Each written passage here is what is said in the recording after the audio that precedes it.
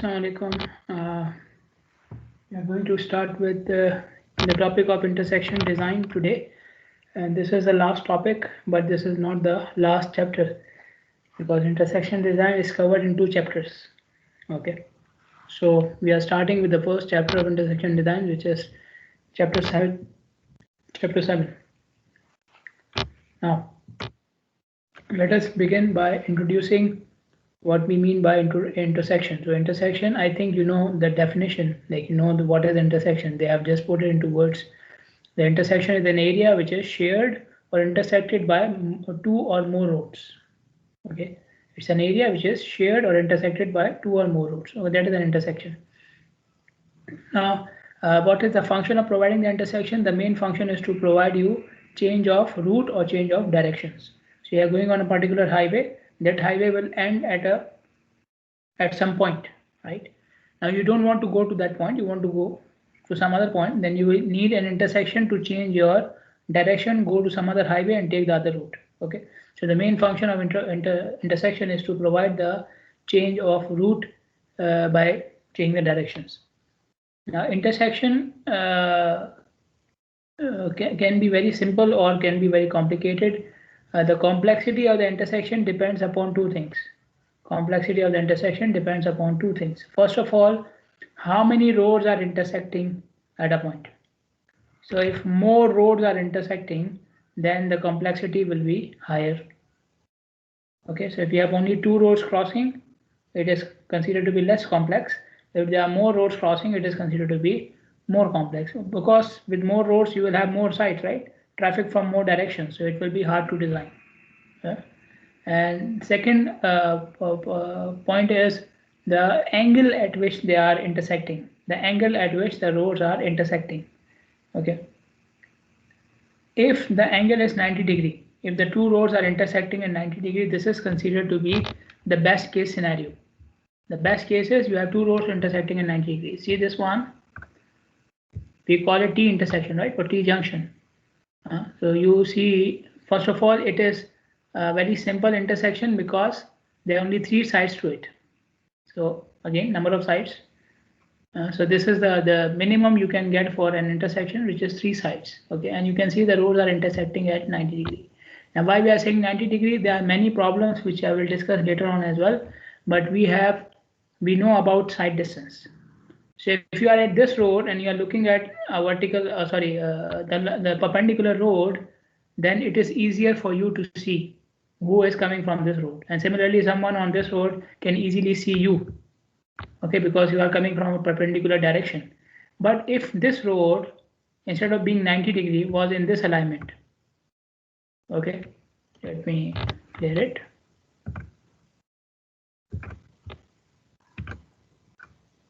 So if this is the alignment of the road, okay, then what will happen? So this driver who is coming from here, or you are the driver, let's say you are the driver, you are at this point, you want to see who is coming from the other road. So you see, now you need to see for more distance.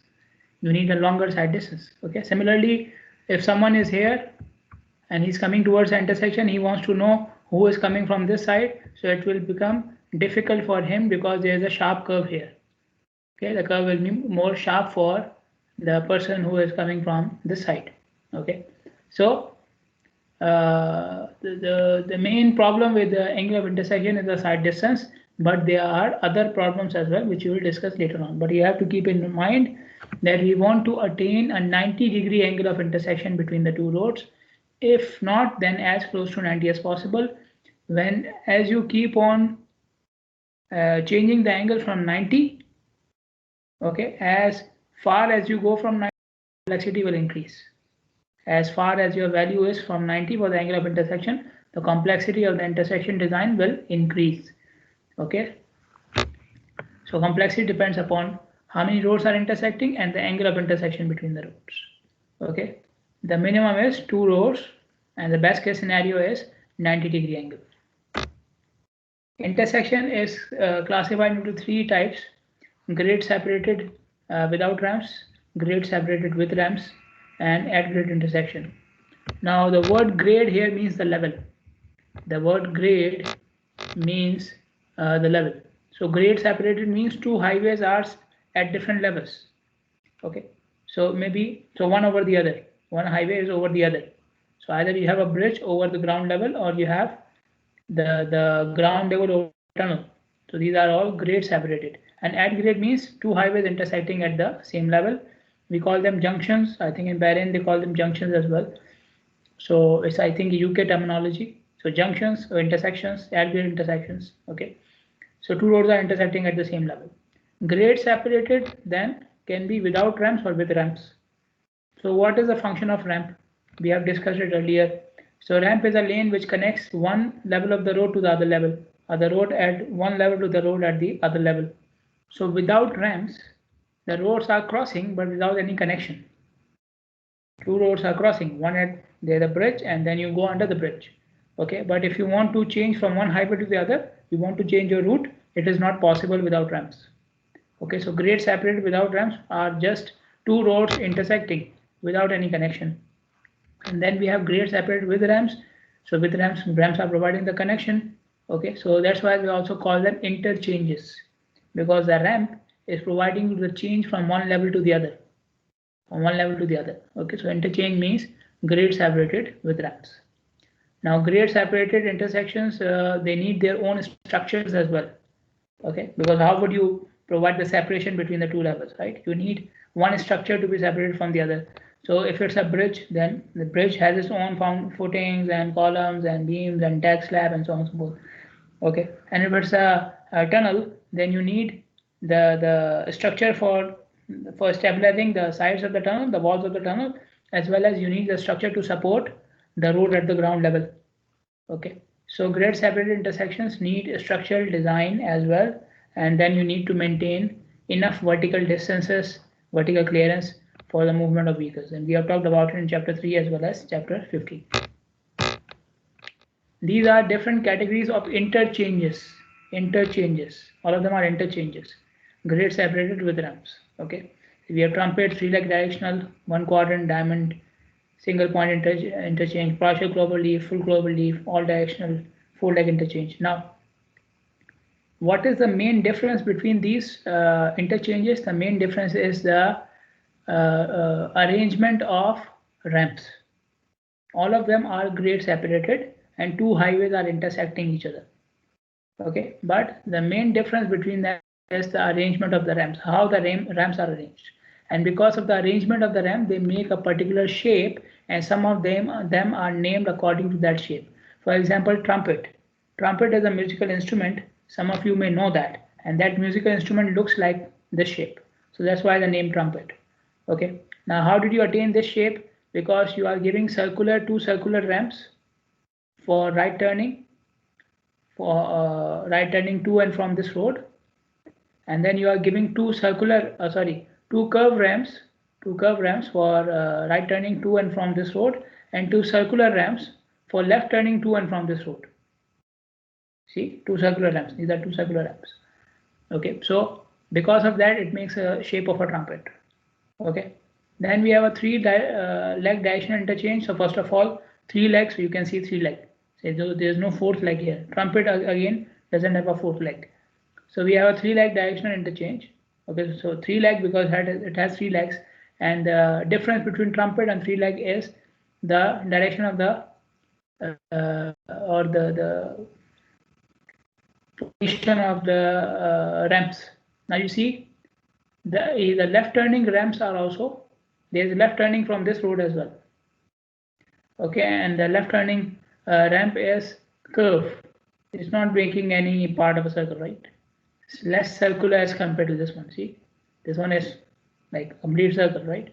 This one is just a curve, and same thing for the left turning from the other side as well. Okay, so you have two left turnings from this road, and you have right turning from this road, and you are coming from right turn from here as well, but there is no left turn from this road. Here we were providing left turn from this road as well, so that's why we had the circular ramps. But here, just four circular ramps providing left turning from this road and right turning to and from this road. Then we have one quadrant. So you know the quadrants, right? You must have strategic surveying, north, south, east, west. Okay, so the quadrant, you can see why we call it one quadrant. Okay, because all the ramps are in one quadrant, one side. All ramps are on one side of the interchange. We call them one quadrant. Okay, so they may be right turning, left turning, whatever you want to do, it will be from this side. Okay, and you can see the arrows. Okay, so arrows are given. So this is from this ramp you can come. So you make a left turn here from this highway. You come from here and you make a left turn. Okay, and this is for straight, and then you can make a right turn like this as well, and so on. Then you have a diamond interchange. Okay, now they say it's a diamond, shape of a diamond, and I am a poor man. I haven't seen diamond at all. Okay, I just see it on TV, and it doesn't look like this. But they are saying it. We will, you know, you'll just believe it. So it's a diamond interchange, and you can see the ramps are circular. Okay, for both directions, and they are crossing at this level, crossing at the same point. Like they are not physically crossing, like they are one over the other, but they are like passing through the same line. Okay, then we have single point urban interchange where all ramps are intersecting at one point. See, all ramps are intersecting at one point. This is why we call them single point urban interchange. Okay, so you may have some sort of a signal here as well on the bridge with the ramp. Okay, then we have clover leaf. Clover leaf obviously is a type of a leaf, and this leaf is of just this shape. Okay, so this is partial clover leaf because there are only circular ramps on two sides, opposite sides, and this is full clover leaf because there are circular ramps on all sides. Okay, and then we have four leg directional where you have all circular curved ramps. Okay, and this is basically if you add one leg here in three leg directional, you will achieve this one. Okay, so this four leg is an extension of the three leg. Okay, and these are a few pictures. These two are from Bahrain. The roundabout, the interchange at Alba looks like a trumpet. Then we have interchange at Isa Town. One of you just messaged me before the previous class that they are working on this, interchange providers, trying to provide a solution for that. So go ahead, good. So it's a three-leg directional interchange. It's a three-leg directional interchange. Then these are from other countries, but these are real roads. Okay, they are not from Bahrain, but at least they are real roads. This one is easily identifiable. Clover leaf, full clover leaf. This one is diamond. Again, you can see the shape of the ramps. Okay, this one is all directional four leg. Okay, so all ramps you can see them, and then this one is partial clover leaf. Again, it's very easily identified with the ramps. Okay. Then we have air gauge intersections. Air gauge intersections are of three types. Okay, T or three-leg intersection. I just showed you in the previous slides as well. I made it. Then we have so it has three approaches, meaning three sides. Okay, so this one side, two sides, three sides. So three approaches mean three sides of the intersection. Then you can have four leg, which is also known as cross intersection. Four leg or cross intersection. It has four approaches, four sides. And then anything more than four is known as multi-leg. Any intersection having more than four legs is known as multi-leg. Okay, so it can be 5, 6, 7, 8, whatever, but it will be called as multi-leg. Okay, so three leg or T, then we have four leg or cross, then we have multi-leg. These are some pictures for three leg intersection, T intersection. Now three leg, I found this on the internet. There's a Y intersection as well. So Y and T both are three legs. Don't worry, I will not go to the full set of alphabets. Okay, we don't have A, B, C, D, E. We only have T and Y. Okay, so relax. So Y, you can see why we call it Y, because of the shape. Okay, it's Y because of the shape. And then we have T.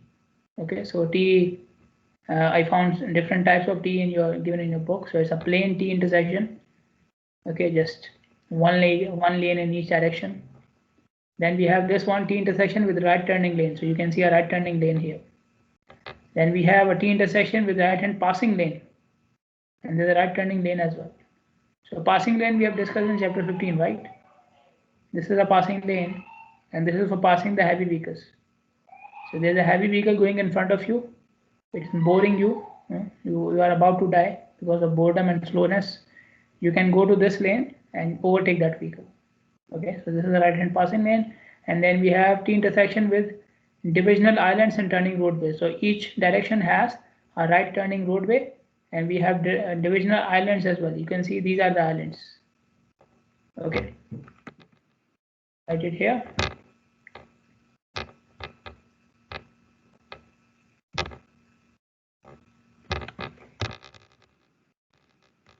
What is an island? It's a curb object. Okay, median like a median, like a small median. Well, you don't call it a median because this object median continues throughout the road. Okay, median continues throughout the road. Islands are only given at the intersection. You can even see it in the picture as well. See this island? It's only for this location, this location, this location. So what is the function of an island? It is basically to separate different movements, especially turning movements from each other. The main function of island is to separate different turning movements at the intersection. Okay, so basically this one is also an island.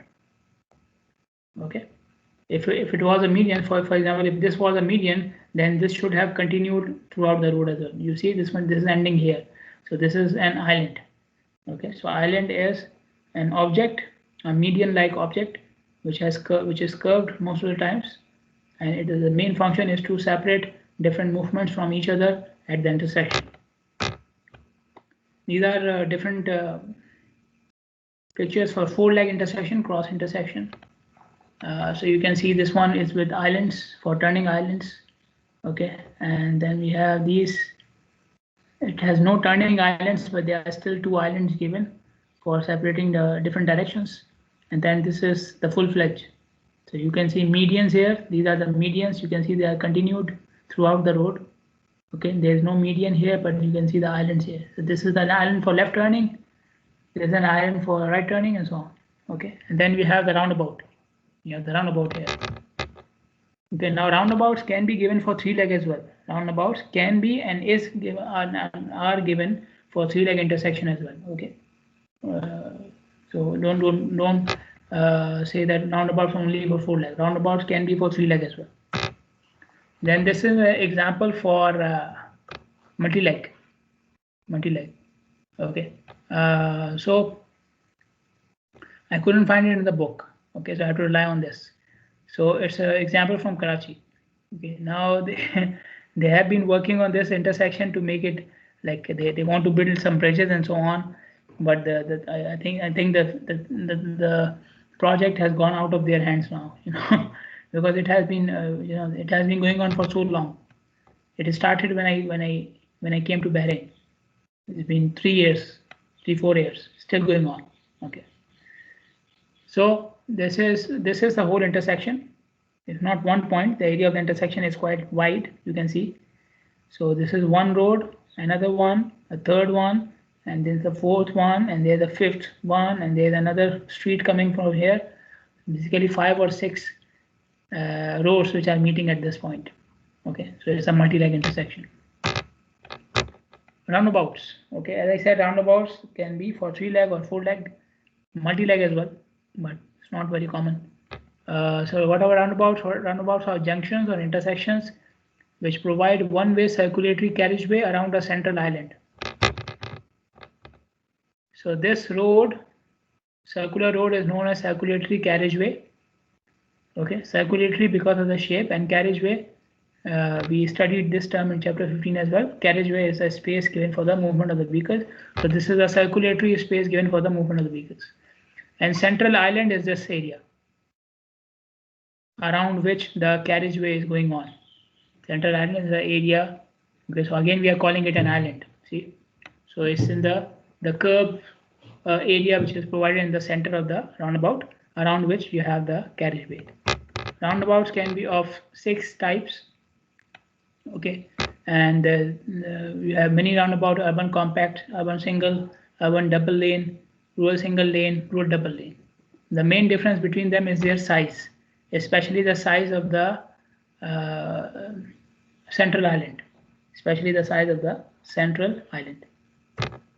These are the usual values, the values for the central roundabouts, for the roundabouts.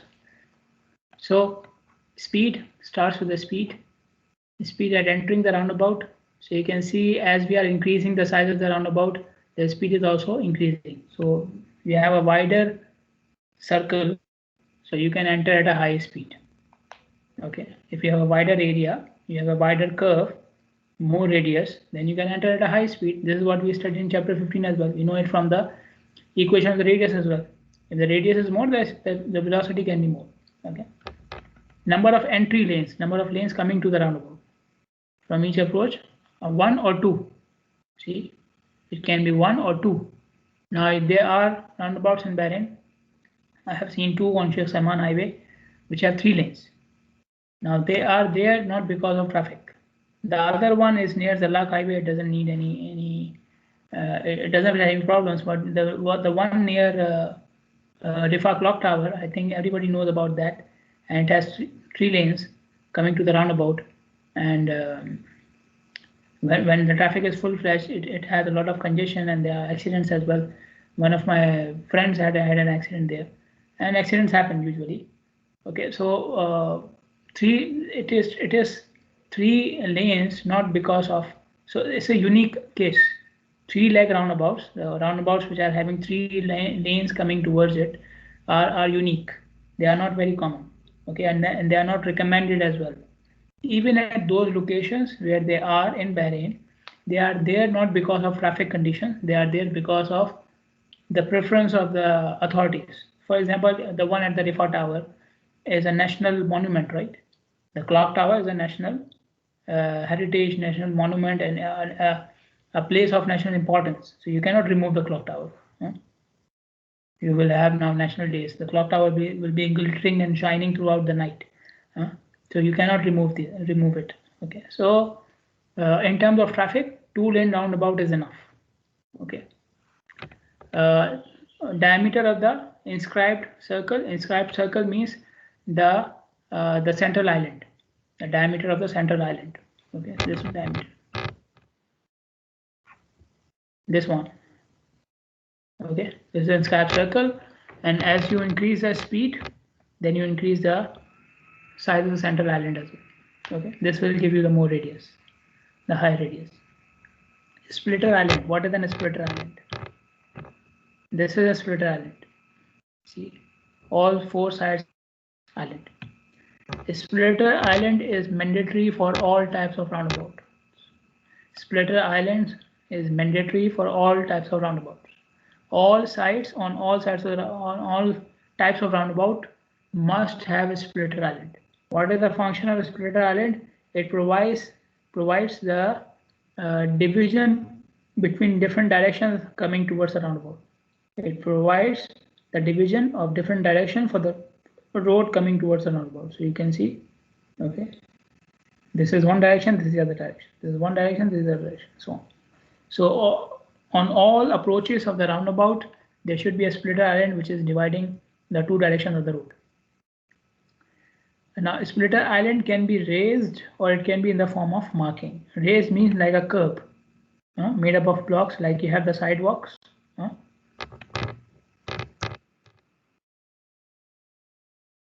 Something like this, maybe made up of glass or something like this. Okay, but it should be a curb. Something like this can be in the form of island as well. Okay, but it should be most preferably all splitter islands must be curved. They must be raised above the ground. Preferably. Okay. Then this type of arrangement is allowed, where some part of the island is raised and some of it is in the form of marking. Only for mini roundabout, you can have the whole splitter island in the form of marking. Only for mini roundabout, you can have a splitter island which is not raised at all. It is just marked on the pavement. Only for mini roundabout. For all other roundabouts, splitter island must be raised. Okay, so there should not be any roundabout without a splitter island. Okay, and the splitter islands for all roundabouts most preferably should be raised above the ground with blocks, like with curbs. Okay, only for mini roundabout you can make it at the ground level as well in the form of marking. For all the roundabouts, they must be raised. And when you are raising when you are providing with the curve, then you have to provide a cut for the crosswalk. See? All splitter islands are cut. You can see the crosswalks on 3 sides at least. See? So you have to provide a splitter island. They must be raised, or they should be raised. And when they are raised, then you provide a cut, and so that the pedestrians can cross easily without going up and down. Some of them may be on bicycles, some of them even on wheelchairs to facilitate them. Okay, the splitter islands can be extended as well. Extended meaning, you see this one. So it's not only near the roundabout; it is extending back towards the road as well. Okay, so this one is not extended. This one is not extended. Okay, but this one you can see it's going back to the road as well. Okay, so extended means something which an island which begins before you reach the roundabout. Okay, so it's not only near the roundabout, it is going back to the road as well. Okay, this is what we mean extended. Then when you are coming to the roundabout, you have an exit radius, which is a radius from the roundabout to the exit lane, the lane from which you will exit the roundabout. So this arrow, see this one, this is showing you the exit radius. Similarly, this one is showing you the exit radius towards this lane. Then, okay, so exit radius means the radius from the roundabout to the lane from where you will exit the roundabout. Similarly, we have entry radius as well. So the entry radius will be from the lane where you are entering the roundabout to the roundabout itself. Entry radius will be from the lane of entry to the roundabout. Okay, so exit is from the roundabout to the exit lane, and entry radius is from the entry lane to the roundabout. Okay, the width of the entry lane near the roundabout is known as entry width. The width of the lane near the roundabout is known as entry width. Okay, and usually this width is higher than the previous section of the route. I told you for turning sometimes you provide extra widths. Okay, so usually entry widths and even exit widths are higher than the normal widths of the route. Okay, if you go ahead of the roundabout, or if you go like behind the roundabout slightly, you will find the normal width of the road is less, but the width at the entry and the exit is higher. So the width of the entry lane is known as entry width, the width of the exit lane is known as exit width, and the normal width of the road, the normal width of the exit lane. Normal meaning once you have passed the intersection. Once you have passed the intersection, the width you will find far from the intersection is known as departure width or the exit lane. The normal width of the exit lane is known as departure width, which you will find once you have completely crossed the intersection. Okay. Similarly, the normal width of the entry lane is known as approach width. Approach width, the normal width of the entry lane, which you will find before you come close to the roundabout. Before you come close to the roundabout. So normal width of the entry lane is known as approach width. The normal width of the exit lane is known as departure width. Okay, and then we have radius. We know circulatory carriageway, the width of the circulatory carriageway, inscribed circle, truck apron. Okay, this is what we call as truck apron. It is part of the central island. Okay, let me write it here.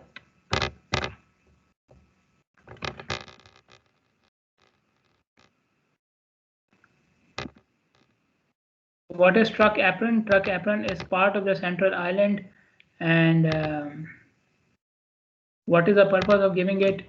To save space. Sometimes on the roundabout you feel that there will be trucks coming on the roundabout, but you do not have the space to increase the radius and the width of the roundabout. Okay, you are limited by the space. Okay, so you provide some extra space to the trucks within the central island. So when they are making the turning, they are allowed to come onto this part of the central island. They are allowed to come on the truck apron. Okay, so the design of the truck apron is such that there is no barrier till this point. You see this point? this point is raised, like with blocks and everything. Okay, but this part of the road, this part of the central island does not have any obstruction, even in the form of small blocks. There are not even blocks or any other type of obstruction here. Okay, so the trucks can easily go on to this part and complete their turning. So the extra space required by the trucks is provided by this truck apron. Okay, so up to this part, although you can see the slope of this part is slightly more steep, steeper than this road. This is to indicate to the drivers, the passenger car drivers and other drivers, that this is not for normal driving. This is for not for everybody, but trucks, they can use it. Okay, so until this part you don't have any obstructions. Okay, so truck aprons can be given. If you want to save this space, you cannot increase the overall size of the roundabout, just give some extra space onto the central islands. And when you are providing turnings, then these are some templates given for turning designs. These are just samples, and the complete list of dimensions for turnings is given in your book. So there's a table in chapter 7. I think there are 2 or 3 tables. So those tables contain turning designs for all types of vehicles. These 2 samples are only for, this one on the left is for car, passenger car, and the one on the right is for a single unit truck. This is just for the sample, just as a sample, to make you understand what are the terms used here. And if you want to see for any other vehicle, you can go to the table. So when you go to the table and you see the dimensions, you don't get confused about it. So what do you mean by this? What do you mean by this? So I will explain you the terminology and the main aspects of design from here. Okay, and then you can go to the table and look at the dimension for any other car, any other type of vehicle. So this is the turning. Okay, so for a passenger car, the turning radius can be from 25 to 30 feet. Now remember, these templates and these the tables which I talked about are for low speed turns. For high speed turns, we will use the radius equation. You already know that equation. These are for low speed turns. Why? Because these turnings are at intersections. At intersections, your turning will be controlled by some traffic law. Like either you will be controlled by a signal, you will be controlled by a stop sign, give a sign. So there will be something there to make you stop or slow down. So at intersections, even cars are taking a low speed turn. Okay, but if you feel no, our drivers are mad and insane, they will make the turn at high speed, then you have the equation for radius. Okay, so these radii are fixed because you are assuming low speed turns. So for car, radius of 25 to 30 feet is enough. Okay, without any special arrangement. What are the special arrangement? I will just talk about it in the other figures. Okay, so you can see around the curve, you can see 2 dotted lines. The first dotted line, the inside dotted line, is the path of the inner rear wheel of the car. So if this is a car, we are talking about the wheel which is here on this side, inner rear wheel. So this is like the inner extreme of the car. Then we have the path of the outer front wheel. So this wheel, which will be here. Okay, so we have marked 2 paths of the car, the 2 extremes of the car, the inner rear wheel and the outer front wheel. But you see here, you see a 3rd dotted line here as well. It is more prominent here. See, there's a 3rd dotted line here as well. This 3rd dotted line is what they call as front overhang. Front overhang. Okay, so you have the wheel, and then there is some part of the body of the vehicle which is in front of the wheel. This is known as front overhang. Okay, the part of the body of the car which is in front of the tires. Okay, we call it front overhang, and normally it is 2 feet. So when the car is making the turn, you give extra 2 feet. So this 3rd dotted line is extra 2 feet from the front wheel. Okay, extra 2 feet from the front wheel. So your curve will start from here and at here. The angle of turning is this one. Okay, so this is a simple case, very simple case. Okay, then this one is turning design with a taper and an offset. A taper and an offset. And what is a taper? You can see it here. So taper is the inclination you give the vehicle to move off the road gradually from the lane. So this is a lane, right? Then you can see the taper. So the vehicle is supposed to come to this space and then make the turn. And then again, when it is going towards the road, it will again do the same thing. It will make the turn, come to this space, and then gradually go to the road. Okay, so the taper is something which will facilitate the turning of the vehicle. It will make it more gradual and subtle. Okay, so taper is normally 1:10, 1:10, and this taper will provide an offset of 2.5 feet from the main lane of the road. So this is the main lane. So when the taper starts, the main lane and the vehicle is in the main lane. When the taper ends, the vehicle will be at least 2.5 feet away from the lane. Okay, so the taper is creating a distance of 2.5 feet between the lane and the edge of the road. The taper is creating a distance of 2.5 feet between the lane and the edge of the road. Okay, so that's why offset of 2.5 feet. Okay, for heavy vehicles, the offset is 2 feet. This is higher. Then this is another design, again with an offset of 2.5 feet, but this offset is achieved through a compound curve. Instead of giving a taper, we provide a compound curve. Okay, so we will have a wider curve, the wider curve with a radius of 100 feet. Then you come to the turning. The actual turning has a radius of 20 feet, so very sharp curve. And then when you complete the turning again, you have a wider curve of 100 feet. Okay, so from the lane, you go to this wider curve, then to the main turning, and then you come on to the wider curve to go off to your lane. Okay, so it's a compound curve with 3 circular curves, with 3 circular parts. Okay, in chapter 15, we only discussed 2 of them, right? Compound curve with two circular parts, but here it's just with 3 parts as well. Okay, the first part is creating, so when you reach the end of the first curve, you are 2.5 feet away from the road. So again, the offset of 2.5 feet. Okay, so with these templates, I have explained to you what we mean by taper and offset and radius and how do we use a compound curve. Okay, so basically, compound curve again will serve the purpose of saving the space and still providing a more gradual change in direction to the driver. And this is what we discussed in chapter 15 as well, that compound curves save the space compared to simple circular curves, and they provide a more gradual change in direction. Okay, so if you go to the table in chapter 7, you will see these dimensions for each type of vehicle. So what should be the radius for compound curve for bigger trucks and trailers and so on. Okay, so all these dimensions are given.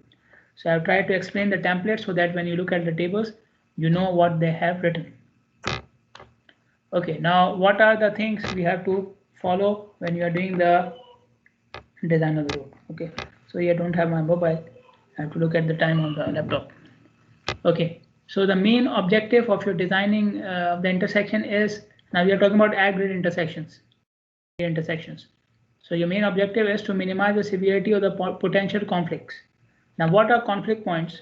Conflict points are the points where 2 vehicles have a chance of crossing each other, where 2 vehicles can be at the same point simultaneously. They have the chance, obviously they have the chance, right? You see the other vehicle, you may not go to that point, but they have the chance that a person who is going from point A to B and a person who is going from point B to C may meet at a point.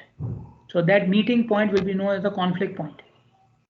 Okay, and that conflict point may result in an accident. If any of the drivers is not careful, at that point there will happen accident. Now what do we mean by severity? Severity means how severe the accident is.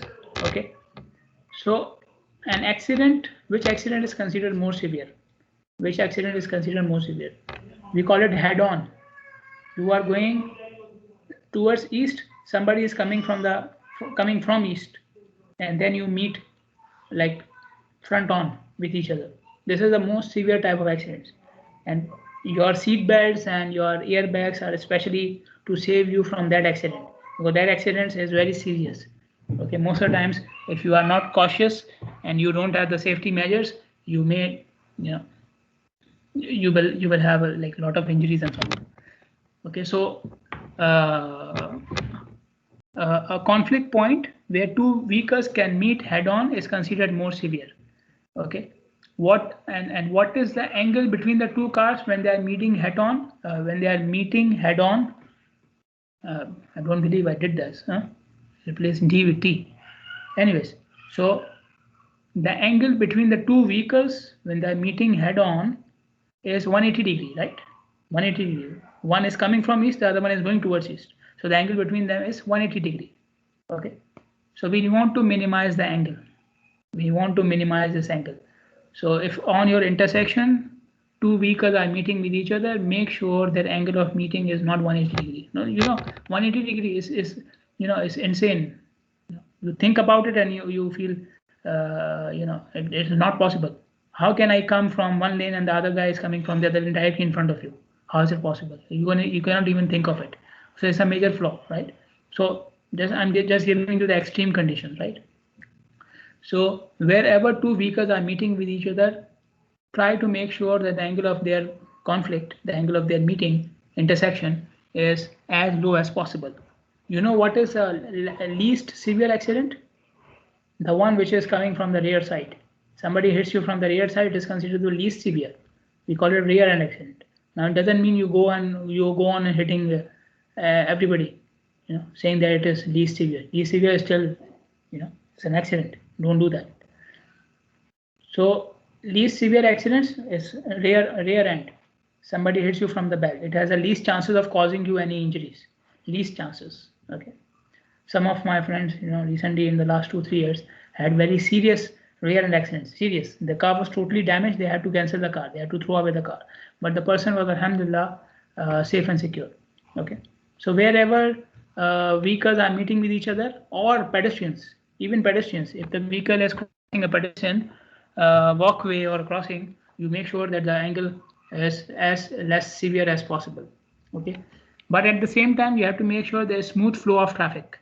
There's smooth flow of traffic. So you don't have to, abruptly change your speed, abruptly stop, abruptly change your direction. This is why we are doing this, right?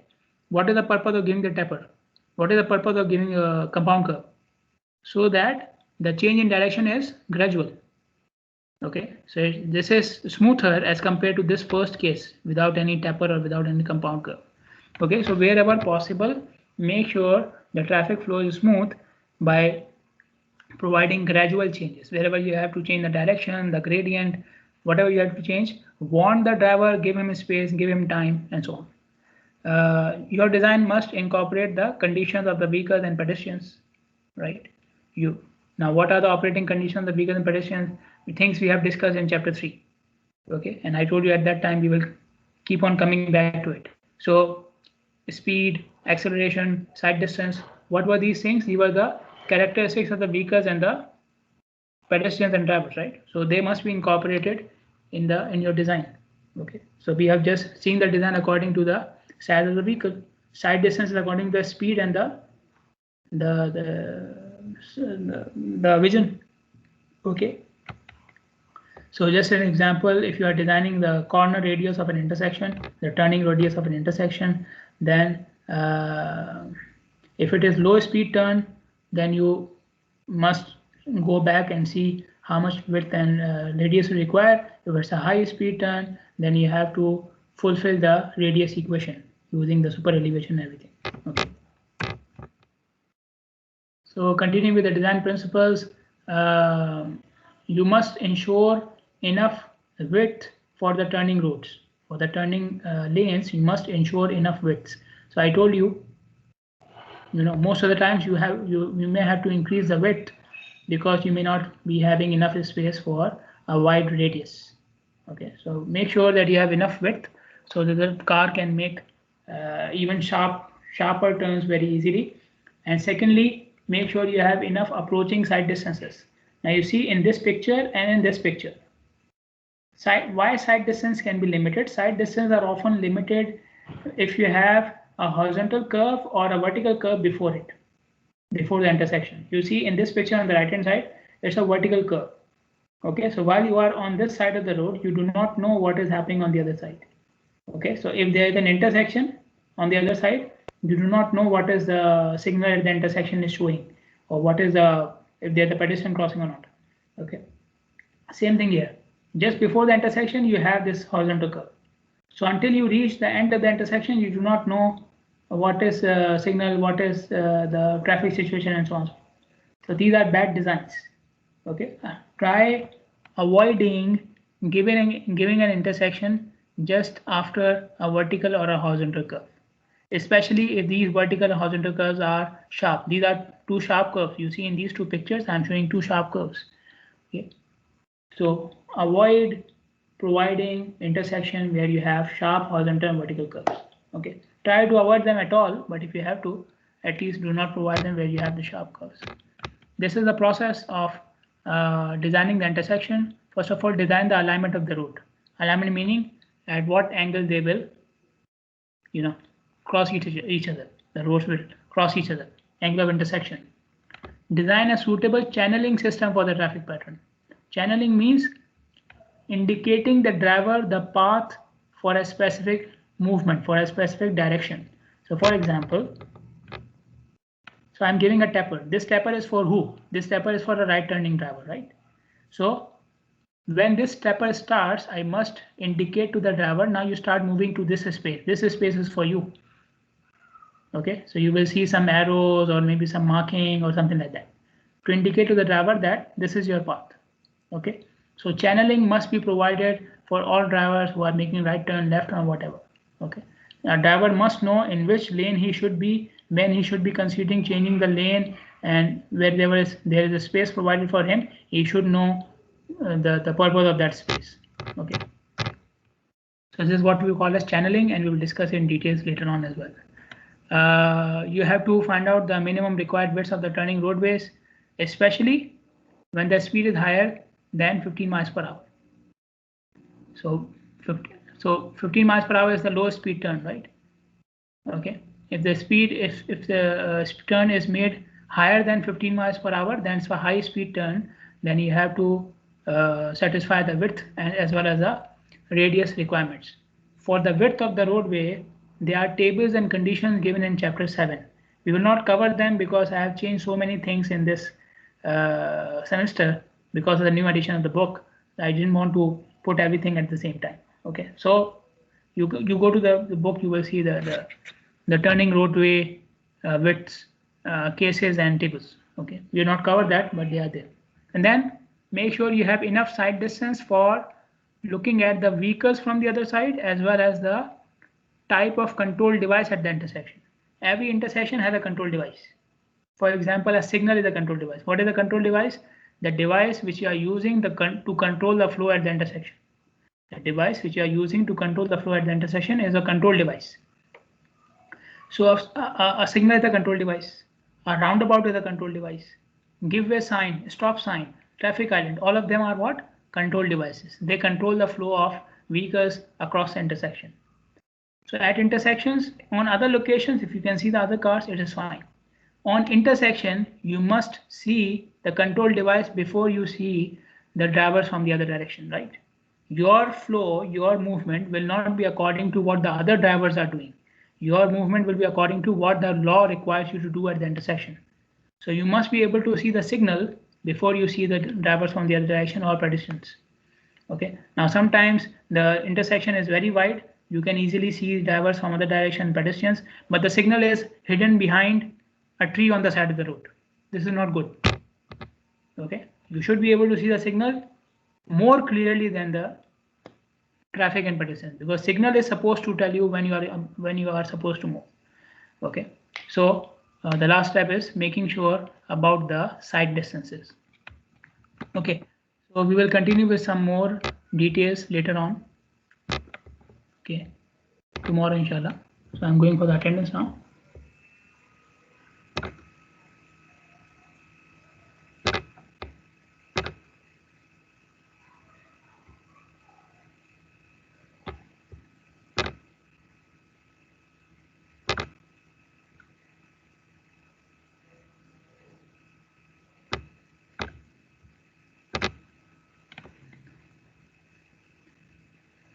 Okay, if you see your name, please raise your hand. Makes my life much easier. Allah Ahmad, not here.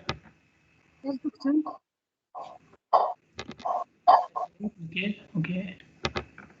Zahra Ali Ahmad, Bilqis Muhammad Isa, Mahdi Abdulillah, Hala Munir.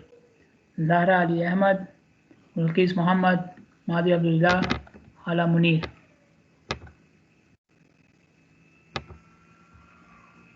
Zahra, Hala, Mahdi. Here. Hala, Mahdi. Okay. Ali is here. Okay. Fatma, Huda, and Umar Muhammad. Fatma Muhammad, Umar Muhammad, yes, and Huda Ahmed. So Fatma is here.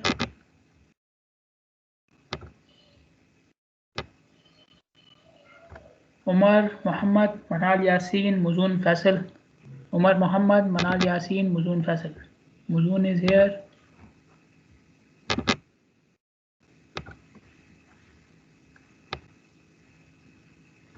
Zainab Ali Ahmad, Noor Tawfiq, Muhammad Jafar. Zainab Ali Ahmad, Noor Tawfiq, Muhammad Jafar.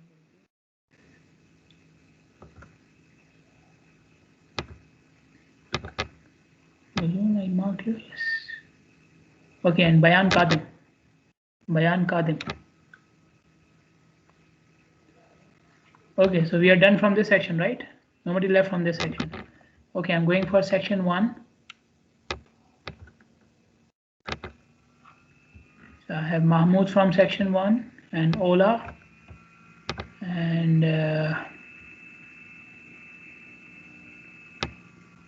so Mahmoud, Ola. Who else from section 1? Mahmoud and Ola, and anybody else from section 1? So we are done. Okay, thank you. See you guys tomorrow, inshallah. Assalamu alaikum.